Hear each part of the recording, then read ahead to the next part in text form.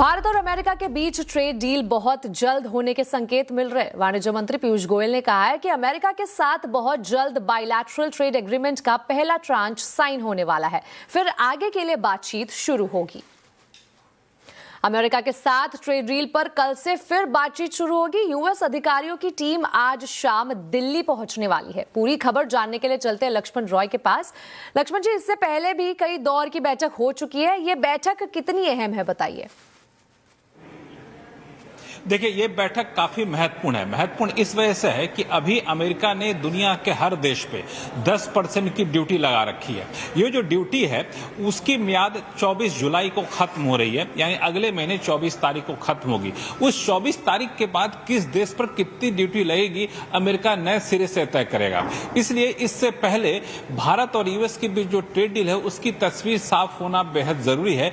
इसलिए बैठक काफी महत्वपूर्ण मानी जा रही है और इस बैठक के लिए यूएस के साथ नेगोशिएटर्स की टीम के कुछ सदस्य दिल्ली आ चुके हैं जब आपसे मैं बात कर रहा हूं, और कुछ सदस्य आज रात तक पहुंचने वाले हैं। और कल 2 जून, 3 जून और 4 जून के 3 दिन की बैठक होगी। और इस बैठक में बातचीत जब आगे बढ़ेगी तब यूएस के चीफ नेगोशिएटर जो हैं वो भी भारत आ सकते हैं, इसकी संभावना है। और इस डील में मोटा मोटी 99% हिस्सा पूरा हो चुका है। ट्रेड डील की शर्तें तय हो चुकी है, ट्रेड डील की बातें तय हो चुकी हैं। बाकी बचा है फुल स्टॉप, कॉमा जैसे जो छोटी मोटी चीजें होती है, बारीकी चीजें होती हैं, उसको अंतिम रूप दिया जा रहा है। और इस अंतिम रूप देने के बाद अगर सब कुछ सही रहा तो फिर यूएस के चीफ नेगोशिएटर आएंगे तो फिर डील को अंतिम कह सकते हैं कि सारे शर्तों पर मुहर लगते हुए आपको दिखेगी। और इसके लिए एक और महत्वपूर्ण बात कि अलग अलग सेक्शन के तहत जो अलग अलग देशों पर ड्यूटी लगाने के जो प्रावधान होते हैं उससे भारत भी अपनी तरफ से पूरी तरह से नेगोशिएशन करेगा कि कहाँ किस तरह से रियायत मिल सकती है, कहाँ किस प्रोडक्ट पर कितनी ड्यूटी रहनी है।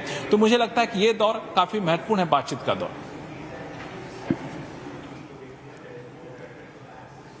इस बारे में लक्ष्मण जी, इस बारे में पीयूष गोयल का क्या बयान हमारे सामने आया है, बताइए। सवाल मैंने पीयूष गोयल से अभी कुछ देर पहले ओमान फ्री ट्रेड एग्रीमेंट के ऊपर इन्होंने प्रेस कॉन्फ्रेंस किया था। उस दौरान मैंने उनसे सवाल पूछा कि ये जो नेगोशिएशन की टीम आ रही है उससे कितना आप होपफुल रहते हैं। तो आइए सुनते हैं क्या कहना था उनका जब इस सवाल का जवाब दिया उन्होंने। बहुत बहुत शुक्रिया। इस पूरी 3 दिवसीय हमारी बैठक चलने वाली है। वैसे तो 3 फरवरी को ही दोनों देशों के नेताओं ने फ्रेमवर्क एग्रीमेंट अनाउंस कर दिया था। मोटी मोटी सभी बातें तय हैं। जैसा आप जानते हैं कि अभी अभी यूएस के एम्बेसडर मिस्टर सर्जियो गौर ने भी कहा कि 99% चीज़ें तय हो गई है। छोटी मोटी कॉमास और फुल स्टॉप्स पे चर्चा चल रही है।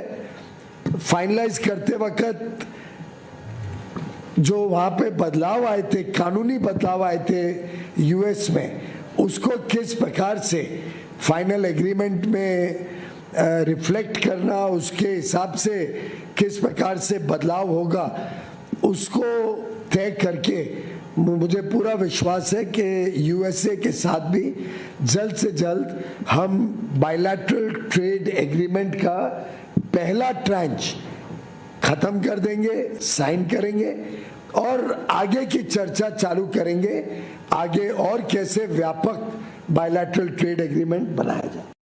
तो देखिए दोस्तों, बाज़ार की हालत देख के तो आपको समझ में आ ही रहा होगा कि किस प्रकार की इंडियन मार्केट में गिरावट देखने को मिल रही है। अदर कंट्रीज़ को आप देखोगे तो वहाँ पे ज़बरदस्त स्ट्रेंथ है। अमेरिकी बाज़ार ऑल टाइम हाई के लगभग है। कोस्ट भी देखिए, चाइनीज़ बाज़ार देखिए, काफ़ी ज़बरदस्त तेज़ी से अभी चलते हुए नज़र आ रहे हैं। लेकिन इंडियन मार्केट आप देखें तो उसके परफॉर्मेंस कुछ भी देखने को नहीं मिल रही है।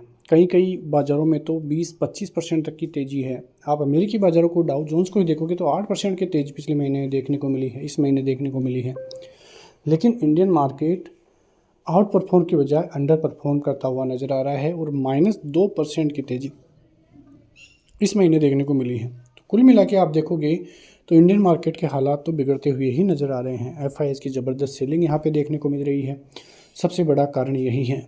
आते हैं आज की गिरावट पे कि आज की गिरावट किस कारणों से हुई है। सबसे बड़ा कारण आप स्क्रीन पे देख रहे होंगे कि इस बार बता रहे हैं कि मानसून अच्छा नहीं रहेगा इंडिया में, और सबसे बड़ा रीज़न यही है इंडियन मार्केट की इस समय की गिरावट के पीछे, क्योंकि मानसून पर ही इंडियन इकोनॉमी निर्भर करती है। यदि इंडियन मार्केट में जो महंगाई कंट्रोल में थी कुछ दिनों पहले, तो वो थी अच्छे खासी जो है कृषि की वजह से, यानी कि अच्छी खासी फसल हो रही थी, सब्जियाँ इतनी महंगी नहीं थी, कई तरह के जो धान थे वो भी इतने महंगे नहीं थे। और सब कुछ चीज़ें जो है अब बिगड़ती हुई नज़र आ सकती है यदि मानसून अच्छा इंडिया में नहीं रहा तो, क्योंकि उसका सीधा सीधा असर इंडियन इकोनॉमी पे पड़ेगा।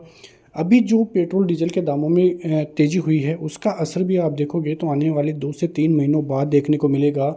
तो इकोनॉमी बुरी तरह से क्रैश होती हुई नज़र आ सकती है। सीधा सीधा असर इंडियन इकोनॉमी पे पड़ेगा और सीधा असर भारतीय बाज़ारों पर भी पड़ेगा, क्योंकि यदि इंडिया की जो ग्रोथ स्टोरी है वो कुछ भी बिगड़ती है, जीडीपी ग्रोथ रेट डाउन होती है, तो उसका सीधा असर इंडियन इकोनॉमी पे पड़ता हुआ नज़र आएगा।